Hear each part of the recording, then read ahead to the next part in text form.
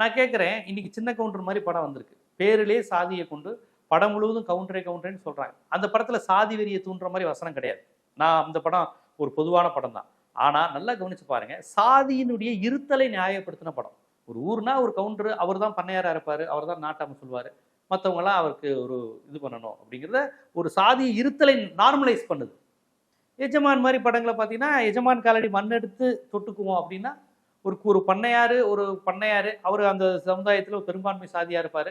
அவர் காலத்தொட்டு கும்பிடணும், அவரை கடவுளா நினைக்கணும், அவரை நம்பிதான் அந்த கிராமம் இருக்கணுங்கிற அந்த சாதிய வர்க்க இருத்தலை நியாயப்படுத்துது. அந்த படத்துல சாதி பெருமைலாம் கிடையாது. எஜமான் படத்துக்கும் சாதிக்கு சம்மந்தம் இல்லை. அது ஒரு குழந்தை இல்ல வில்லன் பழி வாங்குவான்னு வழக்கமான கதை தான். ஆனால் இந்த மாதிரி படங்களை பார்க்குறப்ப சாதின்னு ஒரு அமைப்பு இருக்கு, அதன்படி தான் இருக்கணும். இவங்க நாட்டாமையா இருப்பாங்க, இவங்கெல்லாம் பண்ணையார், இவங்கெல்லாம் குதிரை வண்டியில வருவாங்க, மற்றவங்கெல்லாம் அப்படி நிற்கணும். இதை அவனை அறியாமலே ஒரு குழந்தையிலேருந்து பார்க்குறவன் நியாயப்படுத்திக்கிறான். இந்த ஐயர் இப்படி இருப்பாங்க, அதுக்கு இடைநிலை சாதி இப்படி இருப்பாங்க, ஒடுக்கப்பட்டவங்க இருப்பாங்கன்னு அந்த சாதிய படிநிலையை ஏத்துக்கிறான்.